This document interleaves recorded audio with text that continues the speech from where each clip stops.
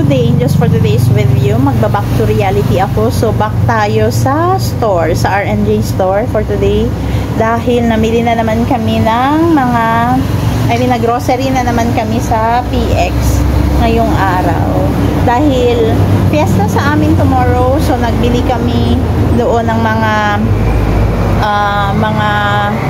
pwedeng ihanda. Dahil mas mura doon, Angels, wala kasing tax. So, doon kami bumili ng mga nata de coco and all, yung mga pwedeng isahog sa spaghetti.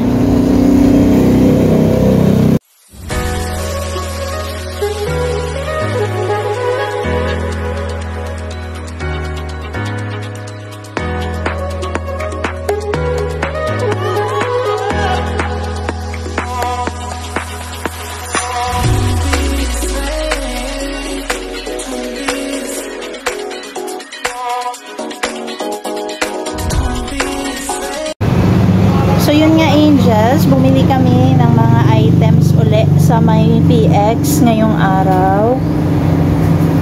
Kaya, magba-vlog ako ulit. And, ito yung isa sa mamimiss ko kapag umalis na ako dito sa Pilipinas, Angels. So, pero kahit magkaganon pa man, gagawa pa rin ako ng paraan para ma-update kayo dito sa R&J store. Kasi maiiwan naman yung aking asawa. So, kahit pa paano, may magvi-video dito and then masashare ko pa rin sa inyo yung mga ideas na meron ako para sa isang sari-sari store or yung mini grocery store. So, walang iwanan, Angels, kahit saan ako mapunta, lahat ng pwede naming ma-share sa inyo, isi-share ko pa din. So, yan lahat ang napamili namin, Angels. Meron dito, tapos ito. Yan. Meron pa dito yung sa sako.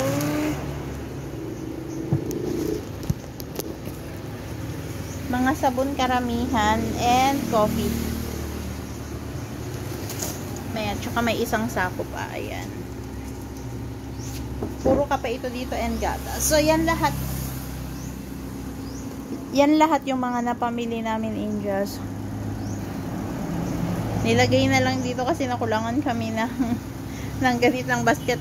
So, nandyan na. So, ngayon, si Maricel lang bahalang mag-display. Dahil wala na siyang laman. Wala. Nakita nyo ba yan? Wala nang laman. Konti na lang siya.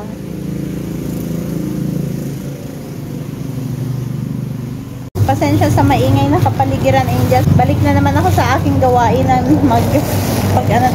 mag-organize ng mga sabon. Na-miss ko to. Kasi simula ata June? Ganon. Kung napansin niyo, wala na akong